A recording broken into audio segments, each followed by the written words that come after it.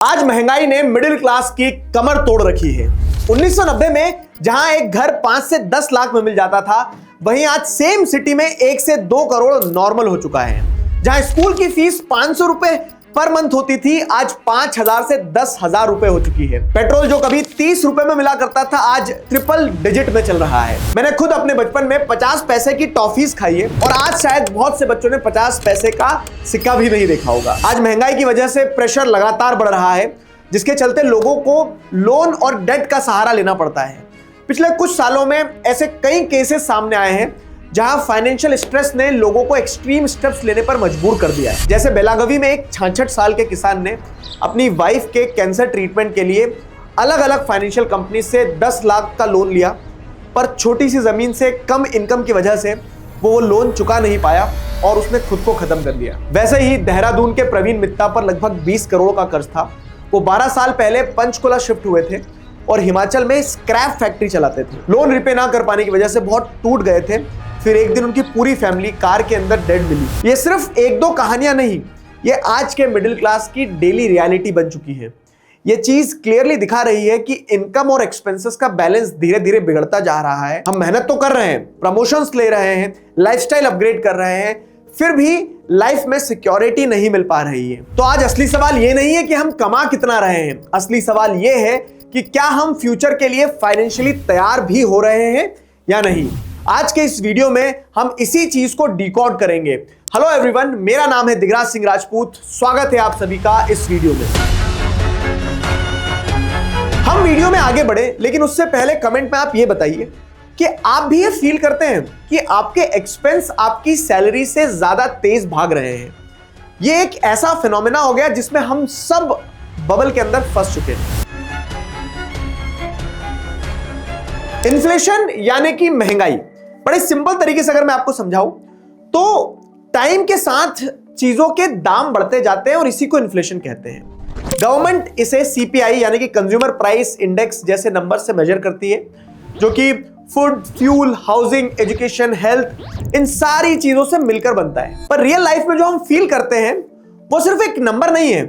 आज सब्जी, cooking oil, rent, EMI, school fees, hospital के बिल्स, ये सब धीरे धीरे महंगाई का रियल प्रेशर दिखा रहे हैं, क्योंकि ये वो खर्चे जिनके बिना हमारा और आपका काम नहीं चल सकता है। ऑफिशियल डेटा के अकॉर्डिंग अगर हम देखें तो दिसंबर 2025 में इन्फ्लेशन ओवरऑल अराउंड 1.3 दिखती है, पर जब हम इसका ब्रेकडाउन देखते हैं तो रियल पिक्चर कुछ और ही निकल के आती है। हाउसिंग का इन्फ्लेशन अराउंड 2.8% है, हेल्थ में लगभग 3.4% का जंप है और एजुकेशन करीब 3.3 तक बढ़ चुका है। इसीलिए कुछ टाइम पहले दिल्ली, बेंगलुरु, हैदराबाद जैसे शहरों में पेरेंट्स स्कूल की फी हाइक के खिलाफ प्रोटेस्ट कर रहे थे, क्योंकि यहां स्कूल्स की फीस 10% से 50% तक बढ़ा दी गई थी। मतलब हेडलाइन में महंगाई के नंबर लो हो सकते हैं, पर जो चीजें लाइफ में बेसिक्स हैं उनमें महंगाई ज्यादा फील होती है और वही चीजें मिडिल क्लास के बजट को तोड़ती है। अब सोचो, जब मंथली एक्सपेंसेस ही इतना प्रेशर क्रिएट कर रहे हैं तो सवाल सिर्फ आज के बजट का नहीं रहता, सवाल यह भी बन जाता है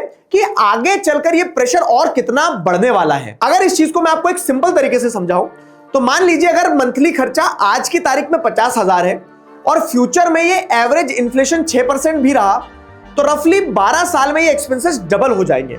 मतलब जो लाइफस्टाइल आज 50,000 रुपए में चल रही है, 12 साल बाद उसी लाइफस्टाइल को चलाने के लिए 1 लाख रुपया लगेगा और 25 से 30 साल बाद वही चीजें 2 से 3 लाख रुपए मंथ पर पहुंच जाएगी, बिना किसी लग्जरी लाइफस्टाइल अपग्रेड के। यानी फ्यूचर में आज का 1 करोड़ जैसा फील ही नहीं होगा, बल्कि 50 लाख या उससे भी कम फील होगा।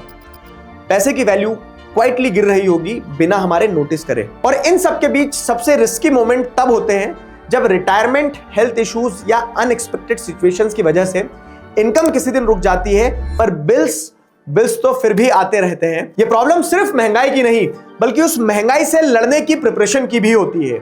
इसीलिए अभी से ही मिनिमम लेवल पर भी बेसिक फाइनेंशियल प्लानिंग बहुत जरूरी होती है। अब आज जब फ्यूचर एक्सपेंसेस इतने ज्यादा दिखते हैं तो हम फ्यूचर को छोड़कर प्रेजेंट में ज्यादा जीने लगे हैं और यहीं से स्टार्ट होती है एक साइलेंट प्रॉब्लम जिसे हम कहते हैं एस्पिरेशनल इन्फ्लेशन। चलो इसे समझते हैं, लेकिन उससे पहले अगर आपको मेरी वीडियोस अच्छी लगती हैं तो इस चैनल को सब्सक्राइब करें, ताकि मुझे और मेरी टीम को ये मोटिवेशन मिले कि हम आपके लिए और इसी तरह के वीडियोस लाते रहें।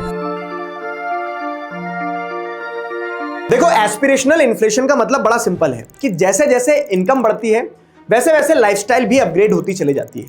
प्रमोशन मिला तो बड़ा घर, बोनस मिला तो नया फोन या फिर एक ट्रिप हो जाए, सैलरी हाइक हुई तो ईएमआई और बढ़ गई। ऊपर से सोशल मीडिया ने कंपैरिजन को डेली हैबिट बना दिया है, तो हम भी मैच करने की रेस में लग जाते हैं। इसीलिए आईफोन 17 के लॉन्च पर घंटों तक लोगों ने रात भर लाइन में खड़े होकर फोन खरीदा है। क्यों?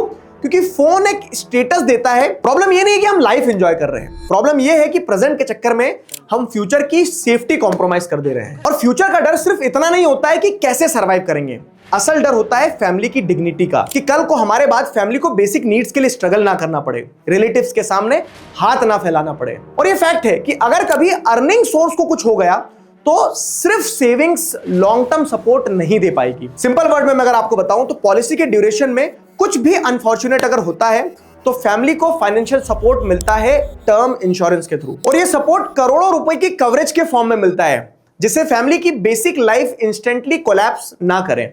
और जब फ्यूचर के एक्सपेंस ऑलरेडी इतने हाई होने वाले हैं तो प्रोटेक्शन भी फ्यूचर रेडी ही होना चाहिए। और सबसे अच्छी बात कि टर्म इंश्योरेंस में प्रीमियम भी सिर्फ 400 से 500 रुपए मंथली से ही शुरू होते हैं, तो प्रीमियम भी कोई बहुत बड़ी प्रॉब्लम नहीं है। अब जब सवाल फैमिली के फ्यूचर की सिक्योरिटी का है तो ट्रस्टेड इंश्योरेंस पार्टनर होना भी बहुत ज्यादा जरूरी है, और इसीलिए मैंने डिस्क्रिप्शन में एक लिंक लगाया है जहां आप खुद सारे ट्रस्टेड इंश्योरेंस पार्टनर्स को कंपेयर कर सकते हो और कंपैरिजन के बाद में बेस्ट टर्म प्लान चुन सकते हो, वो भी ऑनलाइन 15% तक के डिस्काउंट पर। ऊपर से अब तो टर्म इंश्योरेंस पर जीएसटी भी 0% हो चुकी है, तो कॉस्ट बैरियर भी काफी कम हो गया है, तो सेम स्मॉल प्रीमियम पर और भी बड़ा कवरेज मिल जाएगा।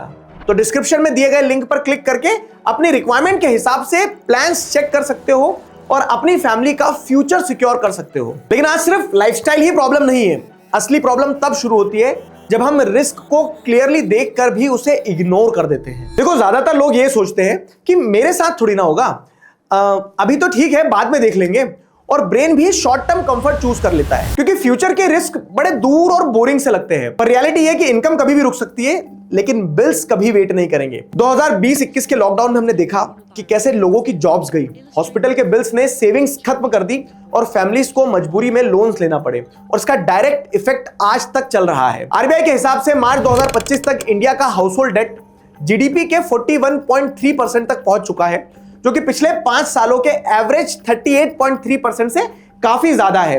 और ये ज्यादातर बोरोइंग सिर्फ डेली खर्चे चलाने के लिए ली जा रही है, ना कि किसी प्रकार की वेल्थ क्रिएट करने के लिए। मतलब एक क्राइसिस ने क्लियर दिखा दिया कि रिस्क कब आएगा ये हम डिसाइड नहीं कर सकते, पर तैयारी कब शुरू करनी है ये हम आज डिसाइड कर सकते हैं। पर कोविड के बाद जैसे जैसे सिचुएशन नॉर्मल हुई, हम भी वापस नॉर्मल मोड पर आ गए और प्लानिंग फिर से कल कर लेंगे पर शिफ्ट हो चुकी है। पर रिस्क को इग्नोर करना तब और भी कॉस्टली हो जाता है जब जिस इनकम पर हम डिपेंड कर रहे हैं वो इनकम खुद अनसर्टन होने लगे।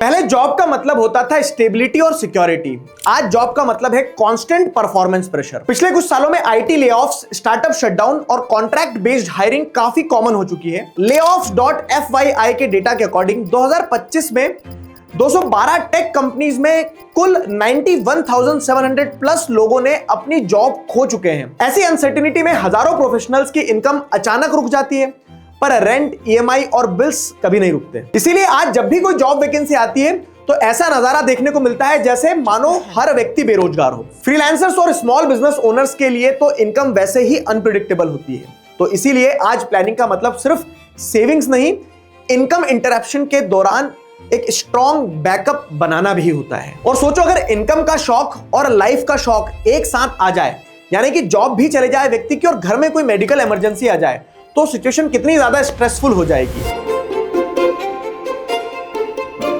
हेल्थ सर्विस के अकॉर्डिंग इंडिया में medical emergency middle class families के लिए फाइनेंशियल क्राइसिस का सबसे बड़ा ट्रिगर है। नेशनल हेल्थ अकाउंट्स NHA के एस्टिमेट्स के हिसाब से अगर देखा जाए तो 2021-22 के अराउंड इंडिया का लगभग 39.4% टोटल हेल्थ एक्सपेंस लोगों को डायरेक्ट अपनी पॉकेट से पे करना पड़ता है। मतलब हॉस्पिटल्स का बिल लोग डायरेक्टली अपनी सेविंग्स से दे रहे हैं, उनके जेब पर फर्क पड़ता है, इसका कोई बैकअप नहीं है। एक सीरियस सर्जरी या आईसीयू के स्टे का खर्चा 3 से 10 लाख इजीली क्रॉस कर सकता है। और जब सेविंग्स ड्रेन होती है तो लोग पैसा कहां से लाएंगे? लोग अपने एजुकेशन फंड, रिटायरमेंट सेविंग्स या लॉन्ग टर्म इन्वेस्टमेंट्स तोड़ने पर मजबूर हो जाते हैं और यहां से वो एक ट्रैप में फंसते चले जाते हैं। इसका मतलब ये नहीं होता कि सिर्फ प्रेजेंट सफर करता है, इसका मतलब ये भी होता है कि फ्यूचर के सारे प्लान्स डिले हो सकते हैं। इसीलिए मेडिकल शॉक एक ऐसा रिस्क है जो स्टेबल फैमिली को भी फाइनेंशियली अनस्टेबल बना देता है। इसीलिए ये प्रॉब्लम सिर्फ इनकम की नहीं है, असली प्रॉब्लम होती है अनस्टेबल सिचुएशन की, और इन दोनों के बीच जो डिसाइड करता है कि फैमिली सर्वाइव करेगी या स्ट्रगल करेगी, वो डिसाइड करता है कि फैमिली का प्लानिंग स्ट्रक्चर कैसा है।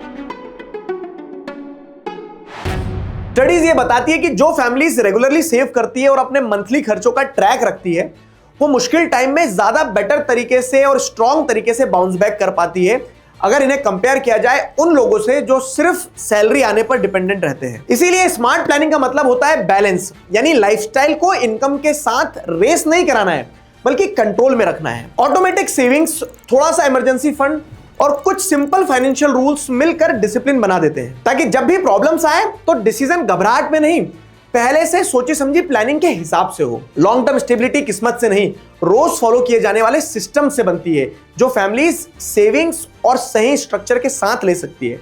जब आपको क्लियर होता है कि पैसा कहां जा रहा है और इमरजेंसी में पहले कौन सा फंड यूज करना है, वही क्लैरिटी असली सिक्योरिटी का फील देती है।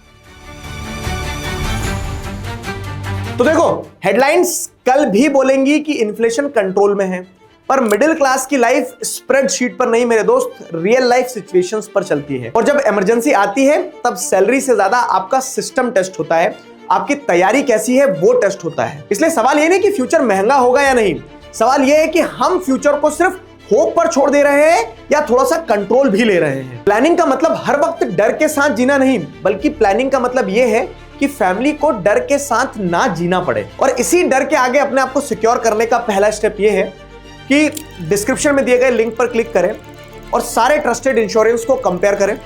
ऑनलाइन 15% तक का डिस्काउंट पर बेस्ट टर्म प्लान चूज करें, अपनी फैमिली का फ्यूचर और खुद का फ्यूचर सिक्योर करें। आशा करता हूं आपको ये वीडियो पसंद आई होगी। आपके क्या ओपिनियंस है कमेंट्स में जरूर बताइए। आगे किन टॉपिक्स पर आपको वीडियो चाहिए ये भी हमें बताइए। तब तक अपना ध्यान रखिए, मुस्कुराते रहिए। मिलते हैं नेक्स्ट वीडियो में। जय हिंद।